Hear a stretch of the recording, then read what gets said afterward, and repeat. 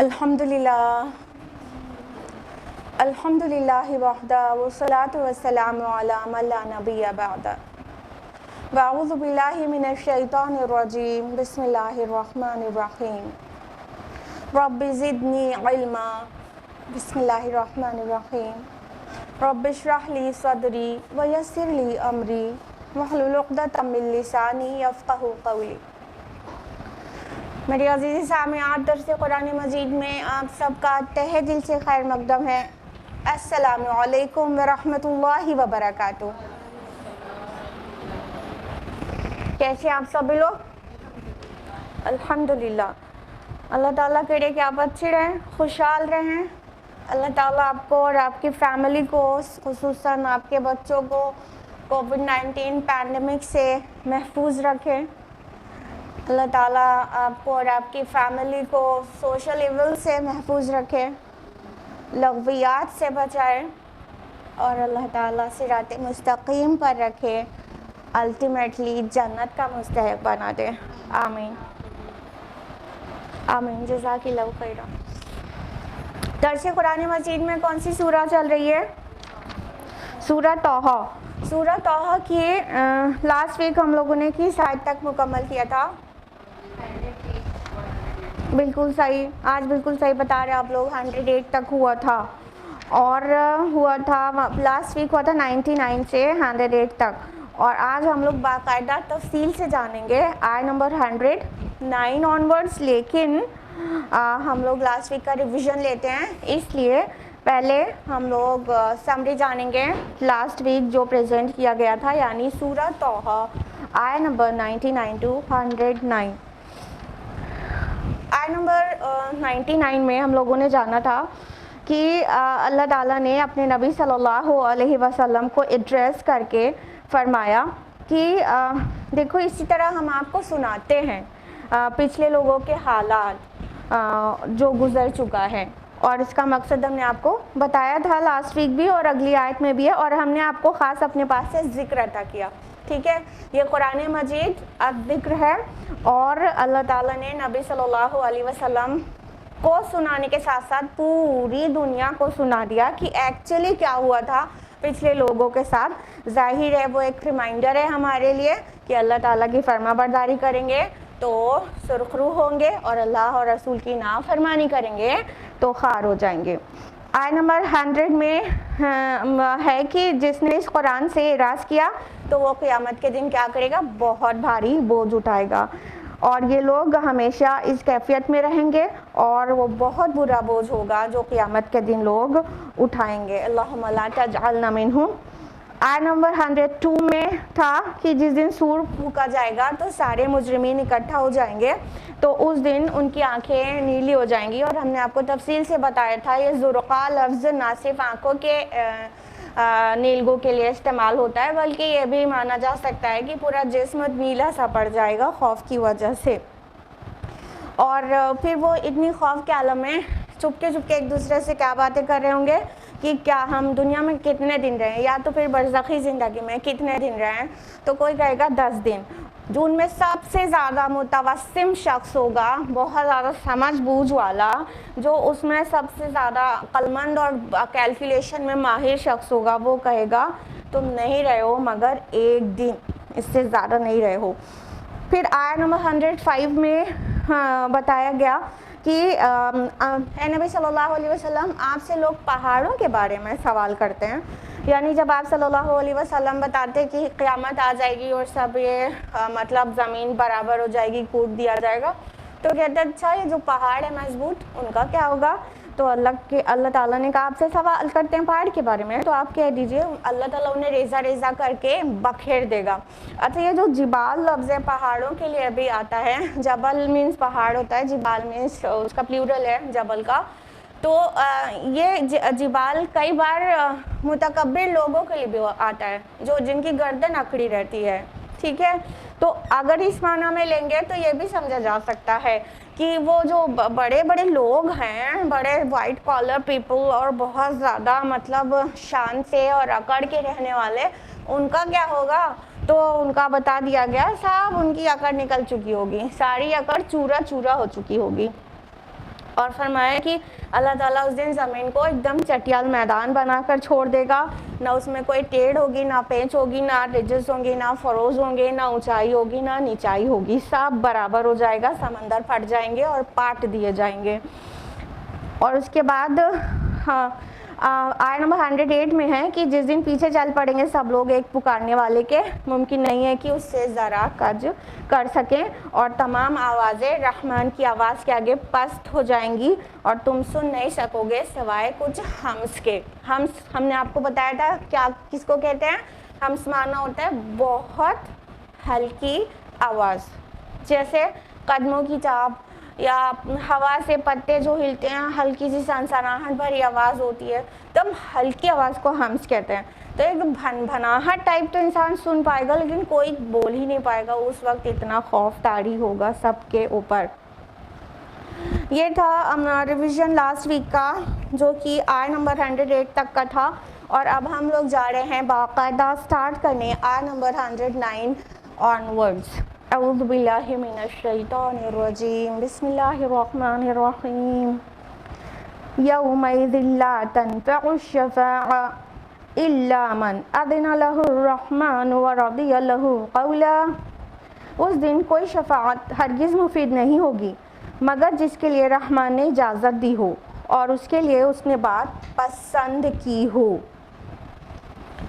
شفاعت کا فنڈا اکثر کے نزدیک مس انڈرسٹوڈ ہے، جو امت کی میجورٹی ہے وہ شفاعت کے متعلق بہت غلط فہمی میں ہے۔ سب سے پہلے شفاعت کا معنی سمجھیے کیا ہوتا ہے۔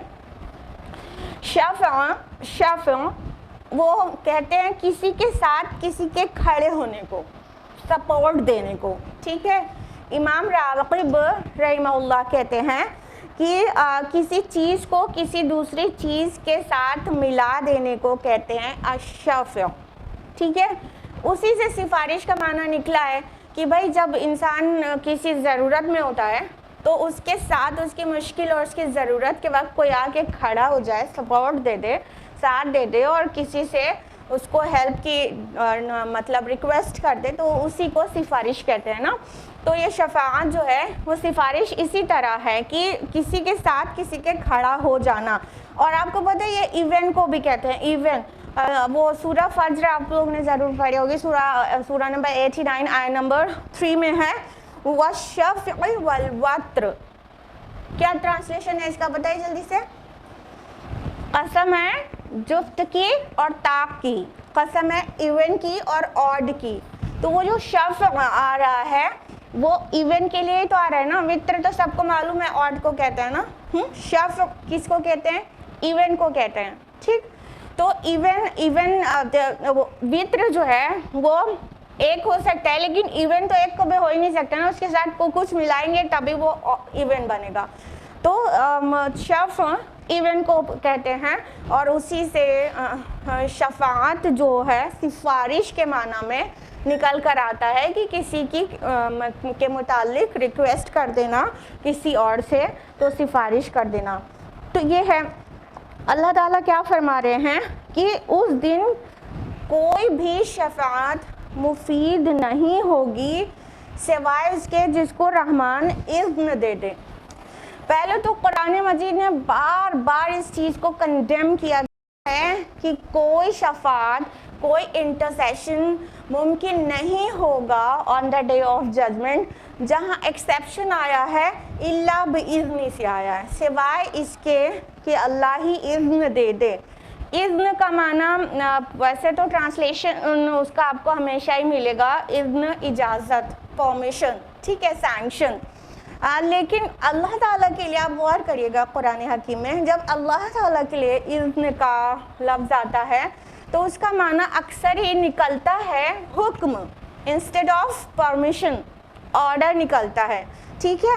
جیسا کہ سورہ نساء سورہ نمبر 4 آیت نمبر 64 میں اللہ تعالیٰ فرماتے ہیں وَمَا أَرْسَلْنَا مِن رَسُولٍ إِلَّا بِإِذْنِ اللَّهِ، وَمَا أَرْسَلْنَا مِن رَسُولٍ إِلَّا لِيُطَاعَ بِإِذْنِ اللَّهِ، اور ہم نے کوئی رسول نہیں بھیجا سوائے اس کے کہ اللہ کے حکم سے اس کی اطاعت کی جائے باذن اللہ. اب یہاں اللہ کی اجازت سے اس کی اطاعت کیا جائے گا ایسا مانا جائے گا کیا؟ حکم اور اجازت میں تھوڑا ڈفرینس ہوتا ہے نا. اجازت کا مطلب ہوتا ہے کہ مطلب کوئی پرمیشن دے دے تو وہ کام ہو جائے, اور آرڈر کا مطلب ہوتا ہے جو آرڈر دیا جا رہا ہے you have to do this نا. تو اللہ تعالیٰ کے لیے اذن جہاں پہ استعمال ہوتا ہے وہ اکثر ہی معنی دیتا ہے حکم کا.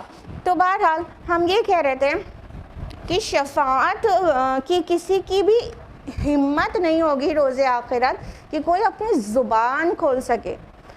وہاں پر اتنی ہولناکی ہوگی کہ جو انبیاء علیہم السلام ہیں وہ تو تھر تھر کانپ رہے ہوں گے, پھر اور پیر فقیر جن سے شفاعت کی امید کر کے بیٹھے ہیں ان کا کیا حال ہوگا وہ تو اللہ تعالیٰ ہی بہتر جانے. جب انبیاء کے بارے میں یہ آ گیا کہ مطلب آدم علیہ السلام ڈر رہے ہوں گے اور کہیں گے میری بولنے کی ہمت نہیں ہے, میں نے وہ پھل کھا لیا تھا, تم نہ جاؤ نوح کے پاس. پھر وہ کہیں گے میری اللہ تعالیٰ کے سامنے آج کچھ بھی بولنے کی کہنے کی ہمت نہیں ہے, تم موسیٰ کے پاس جاؤ. تو موسیٰ علیہ السلام کے پاس آئیں گے, وہ کہیں گے نہیں میں نے فلاں کو موقع مار دیا تھا, مجھے بہت اللہ تعالیٰ سے آج ڈر لگ رہا ہے, تم عیسیٰ کے پاس جاؤ. عیسیٰ علیہ السلام کے پاس جائیں گے, سارے رسول ایک دم شفاعت کے لیے ریجیکٹ کرتے جائیں گے, اور عیسیٰ علیہ السلام کہیں گے تم آخری نبی کے پاس جاؤ. تو لوگ محمد رسول اللہ صلی اللہ علیہ وسلم کے پاس آئیں گے.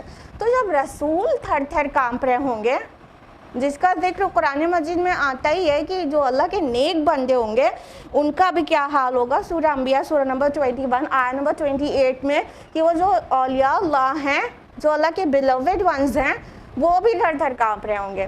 اور سورہ نجم سورہ نمبر 53 آیت نمبر 26 میں بھی ہے کہ شفاعت ہوگی نا, ایک شفاعت کے اوپر تکیہ نہ کرے کوئی, شفاعت کا گنجائش ہی نہیں ہے الا باذن اللہ سے ایکسیپشن پتہ چلتا ہے. اور آیت الکرسی میں ہم لوگ روز روز آنا پڑھتے ہیں, سبھی لوگ پڑھتے ہوں گے, ہر صلاح کے بعد پڑھتے ہوں گے, اور بیڈ ٹائم بھی پڑھتے ہوں گے, اور ایسے بھی جو بھی اب معمول ہو آپ کا. تو اس میں بھی ہم لوگ کیا پڑھتے ہیں, من ذا الذی یشفع عندہ الا باذنہ. کون ہے جو انٹرسیڈ کر سکے, کون ہے جو شفاعت کر سکے سوائے اس کے کہ اللہ ہی حکم دے, اللہ ہی اجازت دے, اللہ ہی اذن دے. ٹھیک ہے, تو شفاعت تو پہلے تھرو آؤٹ بالکل اس کو منع کر دیا جاتا ہے. قرآن حکیم میں ایک نے بہت ساری آیات ہیں اس موضوع پر, باوجود اس کے لوگوں کو کیسے مطلب غلط فہمی ہو گئی, کیا کہہ سکتے ہیں, قرآن سے دوری اور کیا, باوجود اس کے کیا, جب قرآن کے قریب ہی نہیں آئیں گے تو اتنی ساری بار ایک بات کو 1000 بار بھی اللہ تعالیٰ قرآن میں لائے ہوں تو وہ بھی نہیں پتہ ہوگی نا. تو بہرحال ہاں, اس دن کا جو حالت ہوگی اس دن کے بارے میں کہا گیا, مطلب فرشتوں کے بھی مطلب حالت خراب ہوگی, وہ لوگ بھی ایک دم اوبیڈینٹ, ایک دم پریشان کھڑے ہوں گے کہ مطلب جو اللہ تعالیٰ حکم دے گا اس کا 1 انچ ادھر ادھر نہیں ہل سکتے, اور نہ ہی اپنی زبان سے کچھ بھی نکال سکتے ہیں. اب جو سورہ نمبر پڑھتے ہوں گے آپ لوگ, سورہ نمبر 78 آیت نمبر 38 میں ہے, کتنی اس کو پکچرائز کیا گیا ہے جیسے یوم یقوم الروح والملائکۃ صفا, جس دن روح اور فرشتے سب بستہ کھڑے ہوں گے, کیوں میں بالکل کھڑے ہوں گے ایک دم. لا یتکلمون الا من اذن له الرحمن وقال صوابا, اور اس دن کوئی بھی رحمان سے بولنے کی ہمت نہیں کر سکے گا سوائے اس کے جس کو رحمان ہی چاہے, اللہ ہی چاہے, اور وہ ٹھیک بات کہے, صحیح بات کہے, معقول بات کہے. یعنی اس دن بولنے کا ہمت تو صرف اسی کو ہوگی جو جس کو اللہ تعالیٰ چاہے گا, اور وہ معقول بات کہے. کسی کو بھی اپنے اے رب میرے مرید ہیں صرف اس وجہ سے بخش دیجئے, ہاں, چاہے وہ مرید جو ہے وہ چاہے کیا کر کے بیٹھا ہو, رشوتیں لیتا ہو, اور چاہے وہ بدکار زانی ہو, صرف اس لیے کسی کو کیا بخش دیا جائے گا کہ وہ مرید کسی کا تھا. یہی تو یہاں پر منع کیا جا رہا ہے کہ نہیں, اپنی مرضی سے شفاعت نہیں ہوگی. شفاعت کیسے ہوگی, صرف اس کی ہوگی جس کو اللہ چاہے گا, صرف اس کے لیے ہوگی جس کے لیے اللہ تعالیٰ اجازت دے گا. ٹھیک ہے, تو شفاعت کے تکیے سے کیا ہوتا ہے, شرک کی پیداوار ہوتی ہے. اس لیے شفاعت کے متعلق اتنی بار ڈینائل آیا ہے، بہت بار۔ دیکھیے جو مشرکین مکہ تھے وہ اللہ تعالیٰ کو جانتے تھے کہ نہیں؟ اللہ نام سے پکارتے تھے کہ نہیں؟ جانتے تھے نا؟ اسی نام سے ہمارے اراؤنڈ کے جو مشرک ہیں وہ تو اللہ نہیں بولتے، بٹ وہ جو تھے مشرکین عرب وہ اللہ تعالیٰ کو اللہ نام سے پکارتے تھے، الہ بھی کہتے تھے، اللہ بھی کہتے تھے، ٹھیک ہے؟ ان کا شرک کیا تھا؟ ان کے جو معبودان باطل تھے ان کے متعلق ان کا عقیدہ تھا کہ یہ اللہ کے ہمارے سفارشی ہیں، they'll intercede us in front of Allah سبحانہ و تعالیٰ، یہ ہماری سفارش کریں گے، ہاں ان کا یہ عقیدہ تھا۔ یہی شرک ہے۔ تو چونکہ اگر سفارش کا بھی مطلب کانسیپٹ صحیح نہ رہے تو سیدھا شرک کا دروازہ کھل جاتا ہے۔ تو اللہ تعالیٰ نے قرآن حکیم میں بہت بار اس بات کو واضح کر دیا کہ کوئی شفاعت نہیں ہوگی، کوئی شفاعت نہیں ہوگی، کسی کو شفاعت کا حق حاصل نہیں ہوگا۔ پھر جو ایکسیپشن آتا الا بِإِذْنِ اللہ، سوائے اس کے جس کو اللہ اجازت دے دے وہی کر سکے گا، مطلب وہ کسی کے لیے انٹرسیڈ کرنا ہے کسی کو تو کون کرے گا وہ بھی اللہ ڈیسائیڈ کرے گا، اور کس کے لیے کرنا، زبان اس کو کس کے لیے کھولنا ہے، it will also be decided by اللہ سبحانہ و تعالی۔ تو اللہ تعالیٰ کی مرضی سے ہوگی، ایسے نہیں ہے کہ مطلب ایک کسی کے جھنڈے تلے آ جاؤ اور ان کے مرید بن جاؤ اور پھر وہ سب کو ہم بخشوا دیں گے۔ اس کی وجہ سے دیکھتے ہیں سوشل ایولز کا دروازہ پورا کھلا رہتا ہے۔ ایک تو شرک عقیدہ ہو گیا، دوسرا کیا کہ مطلب انسان سوچتا ہے، آپ نے دیکھا ہوگا نہ جانے کتنے دولت مند ایسے ہیں جو حرام طریقے سے کماتے ہیں، رشوت لیتے ہیں اور سود لیتے ہیں، بدکاری کرتے ہیں، تسکری کرتے ہیں اور نہ جانے کیا کچھ کرتے ہیں، ٹھیک؟ یہ سارے کچھ کرتے ہوئے کوئی ایک پیر تلاش لیتے ہیں، ایک پیر تلاش، یعنی ان کے اندر روح تو ہے ہی نا، ان کو جو بھی مذہب سے تعلق رکھتے ہیں ان کو اندر سے ایک فیلنگ تو آتی ہی ہے نا کہ مطلب مرنا ہے اور آخرت میں اٹھنا ہے، اگرچہ ایمان بالآخرت تھوڑا سا بھی ہوا تو ایک ڈر تو رہتا ہی ہے جس کے اندر ایمان بالآخرہ ہے، چاہے وہ مطلب مسلمان ہو چاہے وہ غیر مسلمین ہو، دوسرے مذاہب میں بھی تو آخرت کا تصور ہے نا۔ تو وہ ایک پیر ٹائپ کریکٹر کوئی پکڑ لیتا ہے، ہم پیر کہہ رہے ہیں، الگ الگ مذاہب میں الگ الگ نام دیا جاتا ہے، ٹھیک ہے؟ تو جیسے پوپ کی پوزیشن ہے، بھائی پوپ جو کہیں گے وہ ہوگا، پوپ ایک دم سپر جو ہے ہو گئے، مطلب کئی چیزیں پوپ کے اندر تو کیتھولک کرسچنز ایسی مطلب تصور کرتے ہیں جو اللہ تعالیٰ کے لیے ہونا چاہیے، ٹھیک ہے؟ حلال و حرام کا فیصلہ بھی پوپ کے ہاتھ میں چلا جاتا ہے، جبکہ اسلامی عقیدہ کیا ہے کہ حلال و حرام کا حق صرف اللہ تعالیٰ کو ہے۔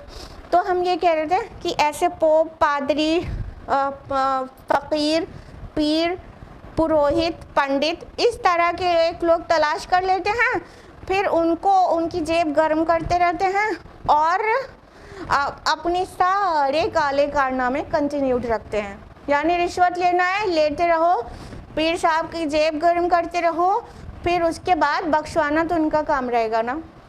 پوری طرح سے اطمینان رکھتے ہیں کہ جو بھی کچھ غلط ہوگا پیر صاحب تو ہے نا، ان کے جھنڈے کے نیچے آ جائیں گے اور وہ اللہ تعالیٰ سے معاذ اللہ ہٹ کر دیں گے، بیٹھ کر ضد پہ اڑ جائیں گے کہ جب تک میرے مریدین کو نہیں بخشا ہے اللہ تب تک میں بھی جنت میں نہیں جاؤں گا، وغیرہ وغیرہ۔ تو مطلب ایسی جو سچویشن جیسی سٹوریز بیان کی جاتی ہیں اس سے یہی پتہ چلتا ہے کہ جو پیر صاحب ہیں واٹ ایور، جو بھی پیر جس کو بھی پیر بنائے بیٹھا ہے، وہ جو پیر صاحب ہیں ان کی پوزیشن یہ ہے کہ اللہ تعالیٰ کے سامنے وہ ضد کرنے لگیں گے کہ یہ چاہے زانی ہو، چاہے بدکار ہو، چاہے رشوت لیتا ہو، چاہے دھوکہ دیتا ہو، چاہے اس کے سر 100 لوگوں کا خون ہو، لیکن چونکہ یہ میرا مرید ہے نا، اے میرے اللہ یہ میرا مرید ہے تو اس کو بخش دیجئے، اس کو جنت کا ٹکٹ دے دیجئے۔ وہ ضد کرنے لگیں گے اور معاذ اللہ استغفراللہ, اللہ تعالیٰ مجبور ہو جائے گا کہ اب اتنا میرا بیلوڈ ون مانگ رہا ہے تو اس کو دینا پڑے گا, اس کی خواہش پوری کرنا پڑے گا اور سب کو جنت میں کا ٹکٹ دے دیا جائے گا. اگر خدا نخواستہ ایسا ہوا تو آخرت میں بھی پھر اندھیری ہو جائے گا, پھر جسٹس کہاں پہ ملے گا؟ جبکہ اللہ تعالیٰ کیا کہتے ہیں کہ ایک ذرہ برابر کسی کے ساتھ, ایک بال برابر کسی کے ساتھ ظلم نہیں ہوگا, اور پورا پورا انصاف ہوگا. اور یہ اللہ تعالیٰ کی شان کے بہت خلاف ہے کہ انسان ایسے تصور رکھے کہ گناہ گار کو کسی کے کہنے کی وجہ سے جنت میں پہنچا دیا جائے. ہمارے رسول صلی اللہ علیہ وسلم نے اپنے گھر کے لوگوں سے کیا کہا؟ رسول ہیں, سید المرسلین ہیں, چھوڑیے پیر فقیر, اولیاء اللہ چھوڑیے, اولیاء اللہ کے اور جو نیچے چھوٹے چھوٹے پیر ہوتے ہیں ان سب کو چھوڑتے ہوئے سب سے اوپر جاتے جائیے, کہاں پہنچیں گے؟ محمد رسول اللہ صلی اللہ علیہ وسلم تک. ٹھیک ہے, ہیومینٹی کی, انسانیت کی معراج, سید المرسلین, لیڈر آف آل میسنجرز. وہ ان کی کیا ٹیچنگ ہے؟ اپنی بیٹی سے جو بہت بیلوڈ ڈاٹر ہے ان کی, فاطمہ رضی اللہ عنہا, کیا کہتے ہیں؟ یا فاطمہ تو بنت محمد انقذ نفسک من النار. اے فاطمہ, اے محمد کی بیٹی, اپنے آپ کو آگ سے بچاؤ. میں کچھ نہیں کر سکتا تمہارے لیے, تم اپنے آپ کو خود آگ سے بچاؤ. میرے رسول ہونے کی وجہ سے تم کو جنت نہیں مل جائے گی. اپنی سگی پھوپھی صفیہ رضی اللہ عنہ سے کیا کہتے ہیں رسول اللہ صلی اللہ علیہ وسلم؟ یا صفیہ تو امت رسول اللہ انقذ نفسک من النار. اے صفیہ, اے محمد کی پھوپھی, اپنے آپ کو آگ سے بچاؤ. سبحان اللہ, ہمارے رسول نے تو ایسا کوئی دعویٰ نہیں کیا کہ ہم بخشوا دیں گے, فاطمہ تم پریشان مت ہو, ہم بخشوا دیں گے, صفیہ پھوپھی آپ پریشان نہ ہوئیے, ہم بخشوا دیں گے. آپ صلی اللہ علیہ وسلم کے سگے چچا جنہوں نے اتنا پروٹیکٹ کیا آپ کو اور آپ کے دین کو بھی, ابو طالب کی بات کر رہے ہیں, آخر وقت تک رسول اللہ صلی اللہ علیہ وسلم ان کو دعوت دیتے رہے نا. کبھی ان سے یہ کہا تھا کہ اچھا ٹھیک ہے, مان رہے نہیں مان رہے, ہم تو بخشوا ہی دیں گے؟ کہا تھا؟ نہیں کہا تھا. اور جو ایمان لے آئے ان کو بھی نہیں کہا کہ چلو کمی بیشی ہو جائے گی تو میں تو بخشوا ہی دوں گا. اپنے لخت جگر کو جب کہہ رہے ہیں اپنے آپ کو خود آگ سے بچاؤ, تو اب بتائیے کہ شفاعت کا کوئی بھی کانسیپٹ کہاں تک صحیح ہو سکتا ہے اللہ کے رسول کے نیچے اور بہت نیچے آنے کے بعد, اور پھر چھوٹے چھوٹے پیر, پروہت, پنڈت, فقیر, ان لوگوں سے. تو یہ اسلام کی ٹیچنگ ہے ہی نہیں. شفاعت کا کوئی سین ہے وہاں پر, لیکن وہ اللہ کی مرضی سے ہوگا. اور یہ بھی جان لیں کہ مطلب جس کا اعمال نامہ بالکل بلیک ہوگا اس کے لیے تھوڑی نہ ہوگا. جس نے سب اچھے کام کیے ہیں, کچھ کمی رہ گئی اور پھر آخرت میں اتنا بھگت چکا وہ, مطلب یہاں کے جو کمیاں ہیں اعمال کی, وہ آخرت میں وہ خوف اور دہشت اور ایک طوالت عمر کی اور انتظار, وہ سب میں اتنا جھیل چکا رہے گا انسان. اور جو ایک دم پیور ہوگا, جو گناہ نہیں کیا ہوگا, وہ آخرت کے جو تمام منازل ہیں, موت سے لے کے شروع ہو جاتی ہے. اصل زندگی تو تب شروع ہوتی ہے جب روح نکلتی ہے, وہ ایکچولی اصل زندگی تب شروع ہوتی ہے.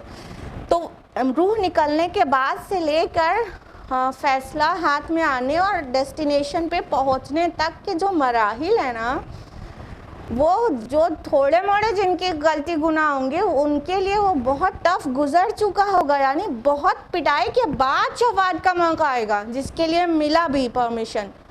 یعنی جو کمیاں تھیں اس کی وہ آخرت کی سختیوں میں اس کا کمپنسیشن ہو گیا, تب شفاعت کا موقع کہیں آیا کہ شفاعت کی گنجائش ملی. اس سے پہلے کی پٹائی کا ابھی مطلب انسان اپنا اتنا بڑا کلیجہ لیے ہوا ہے کیا کہ وہ جھیل لیں گے.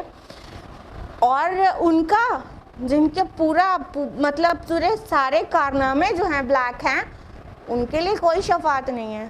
اللہ کے رسول صلی اللہ علیہ وسلم منہ پھیر لیں گے.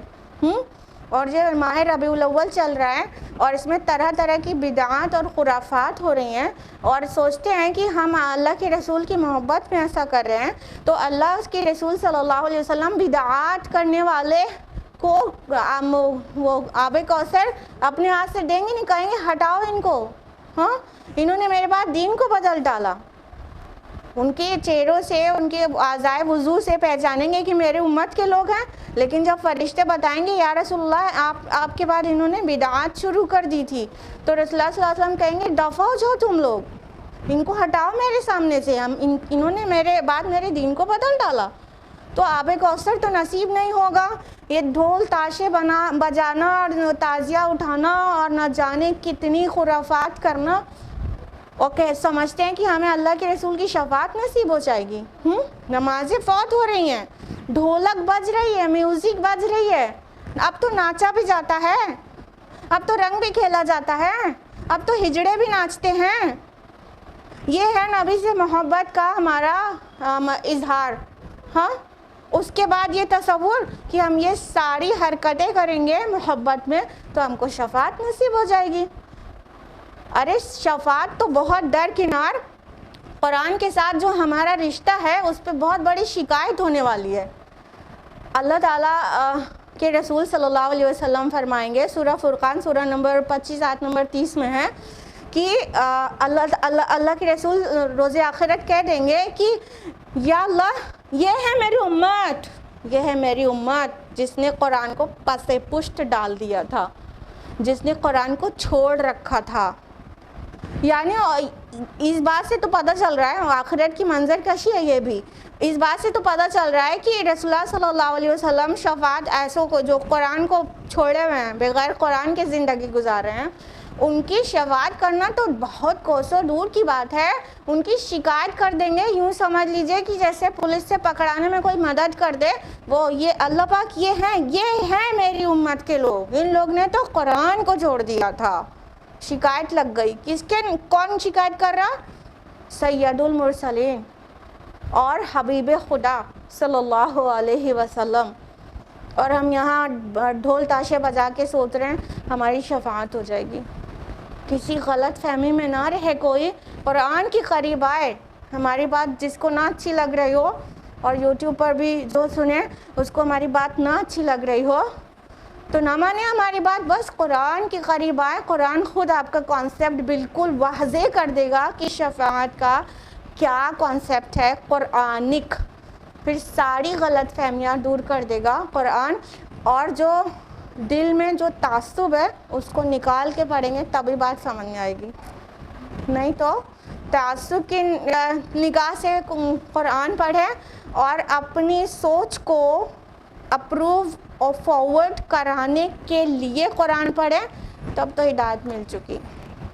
ہدایت پانے کی غرض سے پاک دل سے اور کسی بھی قسم کے تعصب سے پاک ہو کر قرآن کو پڑھیں گے تو انشاءاللہ ہدایت ہی ہدایت ملے گی اور واضح ہو جائے گا شفاعت کا فنڈا بھی۔ آیت نمبر 110 ہے،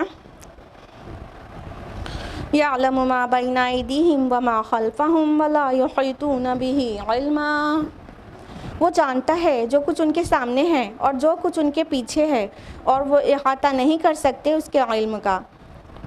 دیکھیے یہ بھی آیت الکرسی جو بقرہ کی آیت نمبر 255 ہے اسی سے ملتا جلتا فقرہ ہے نا، اس میں بھی پڑھتے نا یعلم ما بین ایدیہم وما خلفہم ولا یحیطون بشیء من علمہ الا بما شاء، ٹھیک ہے۔ اب یہاں پر بہت حد تک سملر ہے، شروع کا پارٹ پورا سیم ہے، یعلم ما بین ایدیہم وما خلفہم ولا یحیطون بہ علما، وہ جانتا ہے جو کچھ ان کے سامنے ہے اور جو کچھ ان کے پیچھے ہے، اور وہ احاطہ نہیں کر سکتے اللہ تعالیٰ کے علم کا، ٹھیک ہے۔ اب یہ بات کیا کہی جا رہی ہے، اور اس میں آیت الکرسی میں بھی یہی سیکوینس کیوں کرایا ہے؟ اصل میں یہ وجہ بتائی جا رہی ہے جو شفاعت پر پابندی لگائی گئی ہے، جو شفاعت کا ڈینائی کیا گیا ہے پورے قرآن میں، یہ اس کی وجہ، اس کا ریزن بیان کیا جا رہا ہے۔ کیا کہا جا رہا ہے کہ ایسے ہی ہر ایرے غیرے کو شفاعت کرانے کا موقع مل جائے، یا تو کوئی بہت پائس کو، اللہ کے ولی کو، رسولوں کو شفاعت کا موقع مل جائے اور ملے گا تو، لیکن سامنے والا جس کے لیے شفاعت کرنی ہے وہ والا انسان ایسا ایرا غیرہ ہو تو کوئی پوائنٹ نہیں ہے نا شفاعت کا.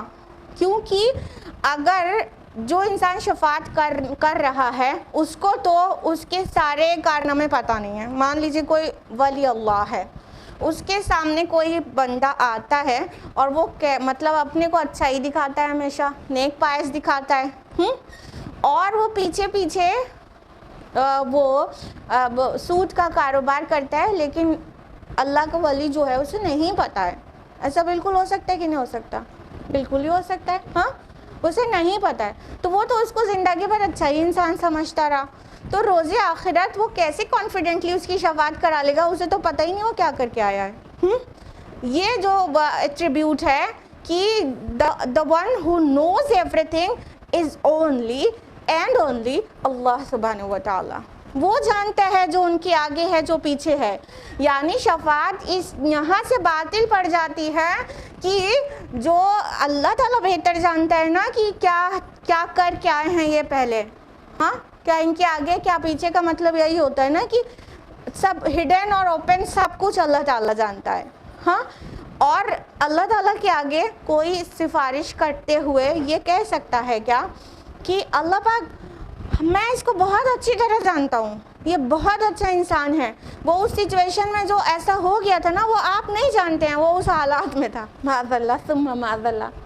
جیسے سفارشی جب کوئی جاتا ہے کسی حاکم کے پاس نا تو ہو جاتی ہے کچھ کمیاں، یا کوئی باس ہے وہ کسی امپلائی سے ناراض ہو گیا اور اس کو ڈسمس کر دیا، ٹھیک ہے، کوئی غلطی پر، تو کوئی سفارش کرنے پہنچا تو وہ حاکم سے یا باس سے وہ جا کے کہے گا نہیں یہ پرسن بہت اچھا ہے، آپ مینٹین کریے، میں اسے بہت اچھی طرح جانتا ہوں، یہ بہت اچھا ہے. وہ جو آفس میں ایک غلطی ہو گئی نا وہ آپ نہیں جانتے، اس کا ریزن وہ تھا. تو وہ یہی بول سکتے ہیں نا دنیا میں انسان ایک دوسرے کے لیے، آپ نہیں جانتے وہ کس سچویشن میں اس سے ہو گیا تھا. یہی بات تو کوئی اللہ سے نہیں بول سکتا نا. اللہ پاک یہ بہت اچھا ہے میرا مرید، یہ بہت نیک پائس ہے، آپ نہیں جانتے ہیں، یہ بہت ہے، میں اس کو جانتا. معاذ اللہ ثم معاذ اللہ ثم معاذ اللہ. تو اللہ تعالیٰ نے وجہ بیان کر دی کہ کیوں شفاعت باطل ہے، کہ کوئی کو بھی حق مل جائے، کسی کے لیے بھی مل جائے. کیونکہ جو شفاعت کرنے والا ہوگا وہ اول آخر تو نہیں جان رہا ہوگا نا اس کا، جس کے لیے شفاعت کر رہا ہے. اسی لیے سامنے اور پیچھے، آگے اور پیچھے کا، یعنی ریویلڈ اور ہڈن کا جاننے والا صرف اللہ ہے، تو اس لیے وہ اجازت دے گا کس کے لیے کرنی ہے. اب کوئی مسئلہ نہیں رہے گا. اللہ تو جانتا ہی ہے، اللہ کے سامنے کسی کو یہ تو کہنا نہیں پڑے گا آپ نہیں جانتے، تو اللہ جانتا ہی ہے کہ ہاں اس کا باقی سب کلیئر ہے، تھوڑا سا ہے مسئلہ، تو اللہ تو جانتا ہی ہے، تو اجازت دے دے گا کہ ٹھیک ہے اس کے متعلق جو کہو، جو کہنا چاہتے ہو. اب یہ شفاعت کا حق کسی کو دینا، کرنے کا، یہ بہت بڑا اعزاز ہے، یہ بہت بڑا مطلب اللہ تعالیٰ کی بلیسنگ ہے کہ نبی صلی اللہ علیہ وسلم کو شفاعت کا موقع ملے گا، تو یہ کتنی بڑی بلیسنگ ہے. یعنی اللہ تو جانتا ہی ہے نا جس کے لیے شفاعت کی جائے، اللہ تو جانتے ہی نا اس کا اگلا پچھلا، لیکن اللہ اپنے خاص بندوں کو موقع دے رہا ہے کہ وہ اپنی ول بھی کچھ بیان کرنا چاہتے ہیں تو کریں، اور اللہ تعالیٰ اسے کنسیڈر کر لے، اور اللہ تعالیٰ اسے مان لے اور ان کی عزت بڑھا دے.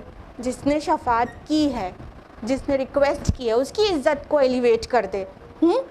تو یہ ان کے مطلب ریسپیکٹ کا ایلیویشن ہے. اور انسان سمجھتا ہے کہ کوئی بھی کر لے گا اور کسی کے لیے بھی کر لے گا. کسی کے لیے کرنے کا تو یہاں پہ سے ختم ہی ہو گیا کہ اللہ تعالیٰ تو اتنا جانتا ہے کہ no one can encompass anything of his knowledge. کوئی بھی اللہ تعالیٰ کے علم کا احاطہ نہیں کر سکتا، انسرکل انکمپاس نہیں کر سکتا. یعنی اللہ تعالیٰ تو سب کچھ جانتا ہے، تو کون سمجھ سکتا ہے کہ اللہ کیا کچھ جانتا ہے. ہم لوگ تو بس اسی کلمے کے زیر سایہ پناہ لے سکتے ہیں، وَهُوَ عَلَىٰ كُلِّ شَيْءٍ عَلِيمٌ، بس اس سے زیادہ ہم سمجھ ہی نہیں کر سکتے کہ کتنا جانتا ہے. ہاں کسی سائنٹسٹ کے بارے میں اندازہ لگا سکتے ہیں کہ ہاں وہ مائکرو بایولوجی کا سائنٹسٹ ہے، تو مائکرو بایولوجی میں بہت کچھ جانتا ہے، کسی لیول پہ ہم پتہ لگا سکتے ہیں. لیکن جو سب کچھ جانتا ہے اس کی کوئی لمٹ ہی نہیں ہے. تو ہمارے 100-150 گرام کے برین میں یہ بات آ پائے گی کہ کتنا جانتا ہے اللہ تعالیٰ. ہاں تو اللہ تعالیٰ نے قرآن میں بار بار کہہ دیا کہ وَلَا يُحِيطُونَ بِهِ عِلْمًا، اس کے علم کا کوئی احاطہ نہیں کر سکتا، کوئی انسرکل انکمپاس نہیں کر سکتا اس کا علم جتنا ہے، کوئی بھی نہیں سمجھ سکتا کتنا وہ جانتا ہے. تو اللہ تعالیٰ شفاعت کا موقع دیں گے، لیکن کس کو دیں گے وہ بھی اللہ کی چوائس ہوگی، کس کے لیے دیں گے وہ بھی اللہ کی چوائس ہوگی.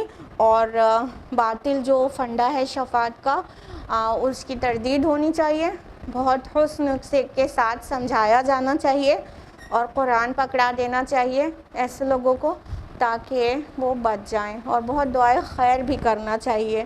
کیونکہ جو لوگ ایسا سوچتے چلے جاتے ہیں اور پھر غلط روش پہ رہتے ہیں اور سوچتے ہیں کہ بخش تو دیے جائیں گے کیونکہ میں تو ان سے مرید ہوں، تو اتنی رحم آتا ہے نا ان کے اوپر، ترس آتا ہے، سوچتے کیسے سمجھائیں، یہ تو بات سمجھ ہی نہیں رہے. تو بہت دعا کریں، قرآن پکڑا دیں، قرآن کے قریب لانے کی کوشش کریں.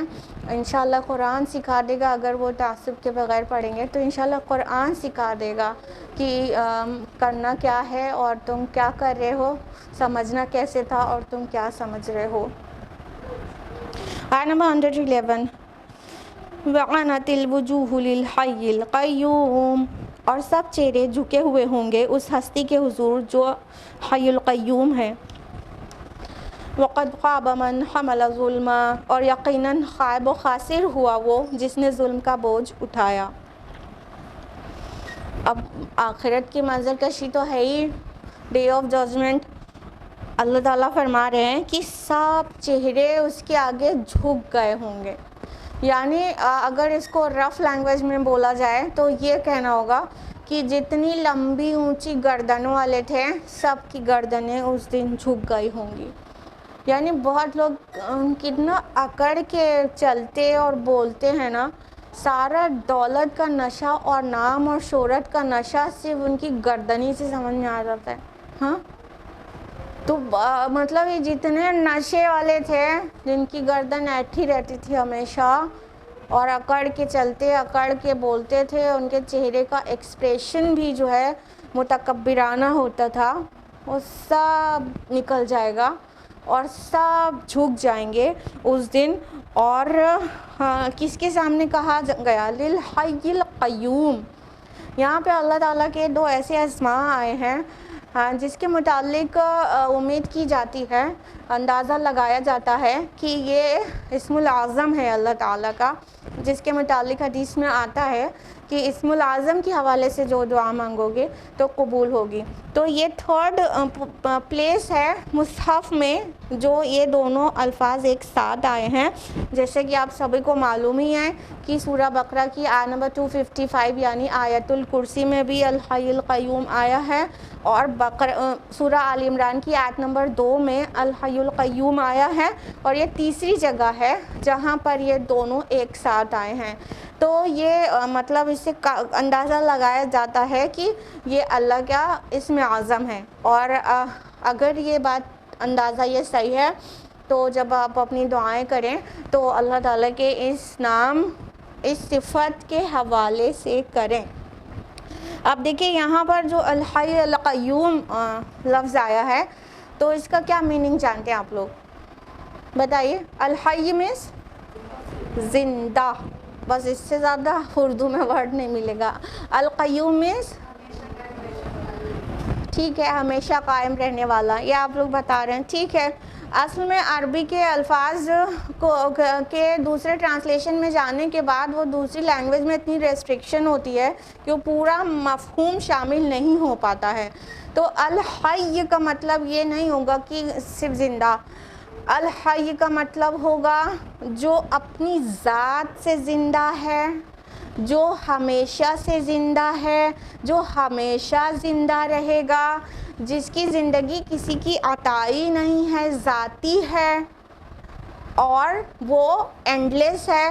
یہ اتنے سارے مفاہیم اس میں شامل کریں گے تب ورڈ الحی کا مفہوم کسی قدر پورا ہو سکے گا. ورنہ عربی زبان کے جو الفاظ ہیں وہ اپنے آپ میں اتنے جامع ہوتے ہیں کہ وہ سارے مفہوم اس کے اندر سمو جاتے ہیں ایک لفظ میں. القیوم ہمیشہ قائم رہنے والا, یہ حق ادا نہیں ہوگا اس طرح کے ٹرانسلیشن سے, لیکن ٹرانسلیشن کرنے والے بھی مجبور ہیں. ایک ورڈ کا کیا 10 لائن کا ٹرانسلیشن دیں گے تو قرآن کا باقی کیسے ہوگا نا. تو القیوم کا مطلب ہوگا کہ قائم رہنے والا. کیا قائم رہنا؟ جو ہمیشہ سے قائم ہے, ہمیشہ قائم رہے گا. اس کا قائم رہنا کسی کے قائم کرنے سے نہیں ہے, اس کا قائم رہنا ذاتی ہے, قدیم ہے. ٹھیک ہے, تو یہ ساری چیزیں شامل کریں گے تب القیوم کا مفہوم ادا ہوگا. تو اللہ تعالیٰ کے علم اور اس کی قدرت کا بیان قرآن مجید میں بہت جگہ پر ہے, اور اس کے زندہ اور قائم رہنے کا بیان بھی ہے, کیونکہ یہ جو اللہ تعالیٰ کی صفت ہے یہ دوسرے مذاہب کے خداؤں کی صفات سے اللہ تعالیٰ کو الگ کرتی ہے, خاص بناتی ہے. کیونکہ دوسرے مذاہب میں کیا ہے, دیکھیے ان کیا ہیں, جو بھی کریٹر ہے ان کا جو تصور ہے, ٹھیک ہے, ان کے خدا الگ نہیں ہے, ان کے تصورات جو ہیں. کریٹر جو ہے, جو بھی برہما ہے, کریٹر ہے, اس نے ورلڈ کو کریٹ کیا, کریٹ کر کے چھوڑ دیا, اب اس سے مطلب نہیں ہے. لیکن اللہ تعالیٰ کے نے جو قرآن حکیم میں اپنی صفات بیان کی ہے تو وہ اس طرح کا خدا نہیں ہے کہ بس وہ کریٹ کر دے اور پھر چھوڑ دے, بلکہ وہ ہر دم زندہ ہے اور قائم ہے اور واچ کر رہا ہے اور پوری کائنات کی تدبیر میں لگا ہوا ہے, وہ ریسٹ نہیں لے رہا ہے. جیسے کہ عیسائیت کا فنڈا ہے, بک آف جینیسس میں جب کریشن آف یونیورس کے متعلق جو ورسز ہیں اس میں آتا ہے کہ مطلب God has created the heavens and the earth in 6 days and on 7th day God ٹوک ریسٹ. قرآن حکیم کیا کہتا ہے؟ اللہ تعالیٰ تھک جاتا ہے, اس کو آرام کی ضرورت ہے. 6 دن میں زمین آسمان کو بنا دیا, 7ویں دن آرام کیا. قرآن حکیم کہتے ہیں 7ویں دن آرام. تو کیا اللہ تعالیٰ الحی القیوم ہے, وہ ہمیشہ زندہ, وہ ہمیشہ قائم ہے اور وہ تدبیریں کر رہے ہیں, آرام کی ضرورت نہیں ہے. لا تأخذہ سنۃ ولا نوم, اس کو نہ اونگ آتی نہ نیند آتی ہے, تو آرام کی اسے کچھ بھی ضرورت نہیں ہے, وہ کبھی تھکتا نہیں ہے کہ اس کو آرام کی ضرورت ہوگی. تو وہ زندہ اور قائم رہنے والا ہے. اور اس میں یہ بھی مفہوم شامل ہے کہ جتنوں کی اور زندگی اور قیام ہے وہ سب اللہ کے دینے سے ہے, اس الحی القیوم کے ذات کے دینے سے ہے. یعنی جس کو زندگی ملی تو اللہ کی عطا سے ملی, جو قائم ہے, زندہ ہے, اسٹیبلش ہے, جس بھی وے میں لے, وہ جو قائم ہے وہ اللہ کے قائم کرنے سے قائم ہے. 500 سال پرانے ٹریز بھی ابھی زندہ ہیں کہیں نا, وہ اللہ کے زندہ رکھنے سے زندہ ہیں, وہ اللہ کے قائم رکھنے سے قائم ہے. انسان جتنے دن تک زندہ ہے, یا ایلیفنٹ ہے یا ویل ہے یا کوئی چھوٹا کریچر ہے, جتنی دیر کے لیے اسے زندگی اور قیام ملا ہے وہ اللہ کے دینے سے ملا ہے, اور جب اللہ لے لیتا ہے تو اس کی زندگی بھی گئی اور قیام بھی گیا. تو یہ الحی القیوم ذات ہے اللہ رب العالمین کی, جو کہ خود تو اپنی ذات سے زندہ اور قائم ہے, باقیوں کو زندگی اور قیام اس کا عطائی ہے, اس کا دیا ہوا ہے, اس کے رحم و کرم پر ہے. فرمایا کہ یقیناً جو خائب و خاسر ہوا وہ اس نے ظلم کا بوجھ اٹھایا. یعنی کہ جس نے اپنے آپ کو برباد کر لیا، جو بھی انسان مطلب جو گناہ گاروں کے بارے میں ڈسکرپشن تھا نا کہ چہرے ان کے جھکے ہوئے ہوں گے اور الحی القیوم کے سامنے، تو وہ کیا ہوں گے؟ وہ سب غائب ہو گئے، وہ خراب ہو گئے، وہ برباد ہو گئے، وہ ڈسٹرائے ہو گئے. ہاں، ڈسٹرکٹیو کام کیے تھے انہوں نے دنیا میں، اور انہوں نے کیا کیا؟ ظلم کا بوجھ اٹھایا. ظلم سب سے بڑا کون سا ہے؟ بالکل، ماشاءاللہ آپ سبھی کو سب کچھ پتہ ہے. کچھ دن کے بعد آپ لوگ درس قرآن کرا کریے. اللہ تعالیٰ قرآن حکیم میں واضح کرتے ہیں نا، سورہ لقمان سورہ نمبر 31 آیت نمبر 13 میں کہ ان الشرک لظلم عظیم. ماشاءاللہ سب کو یاد ہے وہ والی آیت، ہاں، کہ بے شک شرک ظلم عظیم ہے. تو سب سے بڑا ظلم تو شرک ہے، یعنی بگیسٹ سن تو شرک ہے، لیکن اس کے علاوہ بھی گناہ وہ بھی ظلم ہے، وہ بھی اپنے اوپر بھی ظلم ہے، اور پورے انسان پورے فطرت کے ساتھ ظلم کرتا ہے جب گناہ کرتا ہے. کبھی کبھی ہم نے آپ کو ایکسپلین کیا ہے کہ کس طرح گناہ کو ظلم کہا جاتا ہے. تو اس نے تو بہت بڑے ظلم کا بوجھ اٹھا لیا، اور آپ شفاعت کی کانسیپٹ کو مس انڈرسٹوڈ کر کے تو اس نے تو شرک کا بوجھ اٹھا لیا، سب سے بڑے ظلم کا بوجھ اٹھا لیا. فرمایا وَمَن يَعْمَلْ مِنَ الصَّالِحَاتِ وَهُوَ مُؤْمِنٌ فَلَا يُخَافُ ظُلْمًا وَلَا هَضْمًا. اور جس کسی نے نیک اعمال کیے ہوں اور وہ مومن ہوگا تو اسے نہ کسی بے انصافی کا اندیشہ ہوگا اور نہ کسی زیادتی کا. اب دیکھیں گناہگار کی بات ہوئی تو نیک اعمال کرنے والوں کی بھی بات ہونی ہی چاہیے، کیونکہ سائملٹینیس کنٹراسٹ اکثر قرآن مجید میں آتا رہتا ہے. تو اللہ تعالیٰ فرما رہے ہیں کہ جس نے نیک اعمال کیے، من الصالحات. من الصالحات سے کیا پتہ چل رہا ہے؟ بہت ڈھیر ساری نیکیاں نہیں، تھوڑی سی نیکیاں. من الصالحات، نیکیوں میں سے، صالح چیزوں میں سے تھوڑا سا بھی کیا ہوگا، ہاں. اور وَهُوَ مُؤْمِنٌ، بشرطے کہ وہ مومن ہو، ایمان ہو، ایمان کے ساتھ کیا ہو، ایمان کی بنیاد پر کیا ہو، بغیر ایمان کے نہیں کیا ہو. کیونکہ جو اعمال بغیر ایمان کے ہوتے ہیں وہ اعمال صالح ہونا کوالیفائی ہی نہیں کرتے ہیں. اعمال صالحات صرف وہ ہیں جو ایمان کے ساتھ ہوتے ہیں، اچھے اعمال، ٹھیک ہے. تو اللہ تعالیٰ فرما رہے جو بھی نیک عمل کرے گا تھوڑی سی نیکیاں بھی لے کر آئے گا ایمان کے ساتھ، صحیح والا خالص والا ایمان، تو اس کو کسی قسم کی ناانصافی کا کوئی بھی اندیشہ نہیں ہوگا اور کسی قسم کی زیادتی نہیں کی جائے گی اس کے ساتھ. وَلَا يُظْلَمُونَ فَتِيلًا، اور وہ ذرا سا بھی ظلم نہیں کرتا. فتیل کہتے ہیں اس کو، کھجور کے اندر کی گٹھلی میں ایک دھاگے جیسا ایک پتلا سا نکلتا ہے، وہ فتیل ہوتا ہے.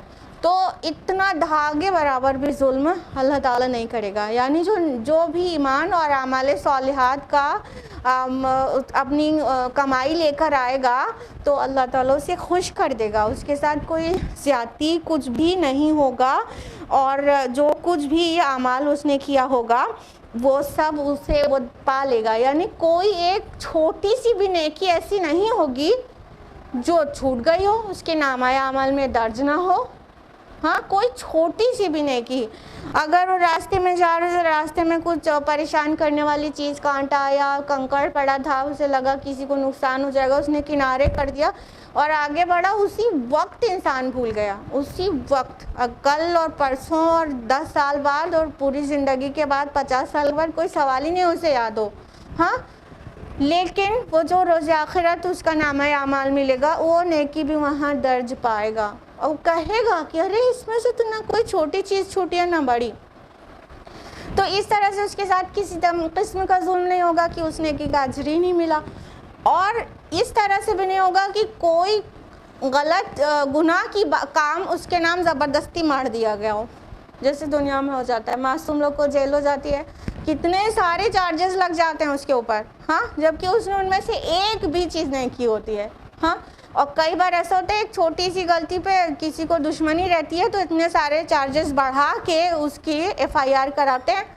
تو وہ کتنی ایکسٹرا چیزیں رہتی ہیں جو زندگی بھر انسان ثابت کرتا رہ جاتا ہے کہ ہم نے نہیں کیا. ہاں روز آخرت یہ ہرگز نہیں ہوگا کہ کسی کے نام ایسا ایک ورڈ ایک لائن بھی اسے لکھی ہوئی مل جائے گناہ کی بات جو اس نے کی نہیں تھی. تو دونوں ہی طرح سے ظلم نہیں ہوگا, نہ کوئی نیکی کا اجر ملنے سے کمی رہ جائے گی, نہ کوئی گناہ بے وجہ اس کے ذمہ ڈال دیا جائے گا کہ وہ کہے کہ یہ تو میرے اوپر ظلم ہو گیا. تو اللہ تعالیٰ جسٹ ہے, وہ بہت زیادہ عدل کرنے والا ہے, کسی کے ساتھ ذرہ برابر کا بھی ظلم ناانصافی نہیں ہوگی. وَكَذَلِكَ أَنزَلْنَاهُ قُرْآنًا عَرَبِيًّا وَصَرَّفْنَا فِيهِ مِنَ الْوَعِيدِ, اور اسی طرح ہم نے نازل کیا ہے اس کلام کو عربی زبان بنا کر اور پھر پھر کر بیان کیے ہیں ہم نے اس میں تمام وعیدیں. لَعَلَّهُمْ يَتَّقُونَ أَوْ يُحْدِثُ لَهُمْ ذِكْرًا, شاید کہ وہ تقوی اختیار کریں یا پیدا کریں ان کے دلوں میں کچھ یاد دہانی. اب اللہ سبحانہ تعالیٰ فرما رہے ہیں کہ اسی طرح ہم نے اس کتاب کو, اس قرآن کو عربی زبان والا بنا کر آپ کو دیا ہے, اور اس میں پھیر پھیر کر ریپیٹڈلی مثالیں اور وعیدیں ساری چیز بیان کر دی ہیں تاکہ یہ لوگ تقوی اختیار کریں اور کچھ ریمائنڈرز انہیں ملے. پہلی بات تو یہاں پہ کہا گیا کہ قرآن کو عربی زبان کا بنا کر اتارا گیا ہے. تو عربی زبان کا اتارنے سے کیا مراد ہے؟ ایک بات تو یہ کہ جو قرآن کے مخاطب اول تھے وہ کون لوگ تھے؟ اہل عرب تھے. ان کی اپنی زبان کون سی تھی؟ عربی زبان تھی. تو مخاطب اول جو ہیں وہ جو لینگویج سمجھتے ہیں اسی میں تو کتاب آئے گی. اس سے پہلے کے رسولوں نے بھی ان کو جہاں پہ مبعوث کیا گیا وہاں پہ جو لوکل لینگویج ہوتی تھی اسی لینگویج میں کتابیں آئی ہیں, اکثر عبرانی زبان میں آئی ہیں. تو وہ وہیں جو ان کی لوکیلٹی تھی اس جگہ کی لینگویج تھی. تو ہمارے پیارے نبی صلی اللہ علیہ وسلم عرب میں پیدا ہوئے, عرب میں پلے بڑھے, اور ان کے اراؤنڈ سارے لوگوں کی زبان عربی تھی. تو قرآن مجید عربی زبان میں آیا. لیکن بات اتنی سی نہیں ہے, اصل میں عربی زبان اتنی جامع زبان ہے, اتنی کمپریہنسو لینگویج ہے کہ اور کوئی زبان آپ کو ایسی نہیں ملے گی جیسی عربی زبان ہے. اور اس کے بہت سارے میریکلز ہیں, یعنی مطلب عربی زبان جلدی سے یاد ہو جاتی ہے اور ایک ایک بات مطلب آپ دیکھیے ترجمہ دیکھ لیے کبھی کہ ایک فقرہ میں کا ٹرانسلیشن 1.5 لائن 2 لائن کا بنتا ہے. ہاں تو عربی اتنی کمپریہنسو ہے, کبھی کبھی قرآن میں کوئی ایک ورڈ ایسا آ جاتا ہے جس کے 6 7 8 10 ورڈز کا میننگ نکلتی ہے. سب کچھ ایک ورڈ میں سمایا رہتا ہے, میننگ خالی بتا رہے ہیں. ٹھیک ہے, تو عربک بہت کمپریہنسو لینگویج بھی ہے, بہت میریکولس ہے, بہت پیاری بھی ہے, سیکھنے کے لیے بھی آسان ہے, میمورائز کرنے کے لیے بھی آسان ہے. مطلب ان گنت فوائد ہیں عربی زبان ہونے کے. ورنہ یہ تو اللہ تعالیٰ کی مرضی تھی نا کہ وہ اللہ تعالیٰ اپنا آخری نبی کہاں پیدا کرے, کون سی زبان بولتا ہو. چائنا میں پیدا کر دیتا تو پھر چائنیز میں آتا قرآن. ہاں لیکن اللہ تعالیٰ نے تو اپنے آخری نبی کو عرب میں پیدا کیا, ان کی زبان عربی بنایا اور آخری کلام پھر عربی زبان میں بھیجا نا. کوئی بھی بات الل ٹپ تو نہیں ہو رہی ہوتی, اللہ تعالیٰ کی مشیت ہوتی, سب کے پیچھے لا محدود حکمت ہوتی ہے. تو اللہ تعالیٰ فرما رہے کہ ہم نے تم کو اس کلام کو عربی زبان بنا کر نازل کیا ہے اور اب پھیر پھیر کر مثالیں وعیدیں بیان کر دیں. وَصَرَّفْنَا, پھیر پھیر کر. تصریف کسی کہتے ہیں جو چیز ریپیٹ ہوتی ہے بار بار اس کو تصریف کہتے ہیں نا. اور تصریف الرِّیحَ, ہوا جب بہتی ہے تو کیا ہوتا ہے, پھیلتی ہے نا سب طرف. تو جو بکھرنا, پھیلنا, ریپیٹ ہونا, یہ تصریف ہوتی ہے نا. تو وَصَرَّفْنَا, اللہ تعالیٰ نے وعیدیں بیان کیے ایک بار نہیں, پھیر پھیر کر. شاید لاسٹ ویک ہی ہم نے آپ کو بولا تھا کہ ارے خالی ایمانیات کی بات ہوتی ہے تو no less than 50 آیات میں کام چل گیا ہوتا. ہاں پھر more than 6000 آیات کیوں کرے ہیں قرآن مجید میں؟ تو اللہ تعالیٰ دیکھیے بیان کر رہے ہیں کہ ہم نے ہر طرح سے تمہیں متنبع کیا, سب طرح سے ڈرا دیا ہے پھیر پھیر کر. کبھی موسیٰ علیہ السلام کہ نافرمانوں کا کیا انجام ہوا، وہ کس طرح سے غرق ہو گئے، فرعون اور اس کا تمام لشکر غرق ہو گیا، اس طرح سے ڈرایا گیا ہے کبھی، ہاں کبھی وعید بیان کی گئی ہے وہ اور دوسرے لوگوں کی کہ صالح علیہ السلام کی قوم ایمان نہیں لائے تو اس کے ساتھ کیا ہوا، ٹھیک، تو ڈفرینٹ ٹائپ سے وعیدیں بھی، ڈراوا بھی، وارننگ بھی ڈفرینٹ ٹائپ سے بار بار ریپیٹ کر کے بیان کر دی گئی۔ کبھی جہنم سے ڈرایا گیا کہ جو الٹیمیٹ ڈیسٹینیشن جس کا جہنم ہوگا وہاں کیسی چیخ پکار مچی ہوگی اور کیسا ہولناک ہوگا، کبھی ڈے آف ججمنٹ میں کتنی وحشت ہوگی، اس طرح سے ڈرایا گیا۔ بات صرف ڈرانے کی نہیں ہے، بات یہاں پہ یہ ہے نا وعید، تو اس لیے ہم آپ کو بتا رہے ہیں وعید کے ہی سارے ایگزامپلز، ورنہ ہدایت جس سے مل جائے اس چیز کو بار بار ریپیٹ کیا گیا ہے، تو ایک ڈرنے سے بھی انسان ہدایت حاصل کرتا ہے، مان جاتا ہے، اور دوسرا طریقہ ہوتا ہے نصیحت سے، وعظ سے، دونوں چیز یہاں پہ جمع ہو گئی ہے، لعلہم یتقون او یحدث لہم ذکرا، شاید کہ وہ تقوی اختیار کریں، بچ جائیں، اور شاید کہ ان کو ریمائنڈر ملے، یعنی نصیحت آپ انہیں پہنچائیں اور بہت پیار سے، بہت اچھے انداز میں انہیں بلائیں، تو ہو سکتا ہے نصیحت سے وہ مطلب ہدایت اخذ کر لیں، ٹھیک ہے، تو یہ دونوں ہی طریقہ ہو سکتا ہے، یا تو پیار سے نصیحت کر کے، یا تو کبھی ڈرا کے اور وارننگ دے کے، تو دونوں ہی طریقہ قرآن مجید میں آیا ہے، تو اور اس کا جو الٹیمیٹ گول ہے وہ کیا ہے،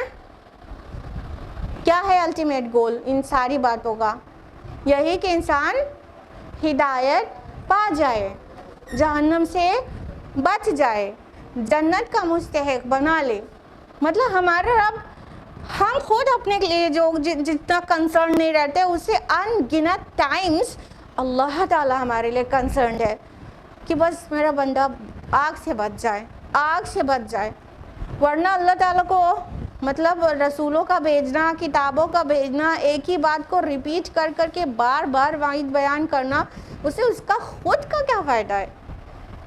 ان ساری باتوں کا نچوڑ یہ ہے کہ اللہ تعالیٰ چاہتا ہے بندہ میرا آگ سے بچ جائے، لہم ذکرا، تاکہ اسے کچھ ریمائنڈر مل جائے، اور ذکر کیا ہے؟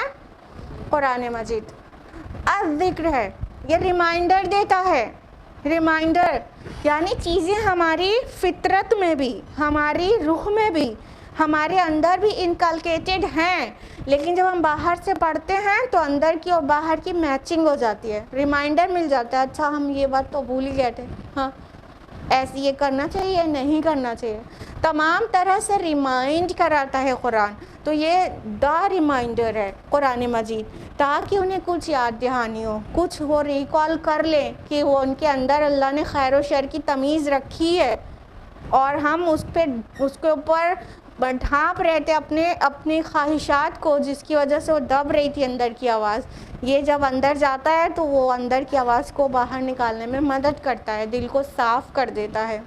تو اللہ تعالیٰ سے دعا ہے کہ اللہ تعالیٰ ہم سبھی کو قرآن مجید کو سیریس لینے کی توفیق دے، اور اس کے ساتھ ہمارے رشتے کو مضبوط کر دے، اور قرآن مجید کو ہماری شفاعت کرنے والا بنائے، اور قرآن مجید ہمارا حفظ جاں بن جائے، ہم اسے پڑھیں، سمجھیں، غور و فکر کریں، غوطہ زنی کریں، اور اس کے مطابق اپنی زندگی کو ڈھال دیں، آمین۔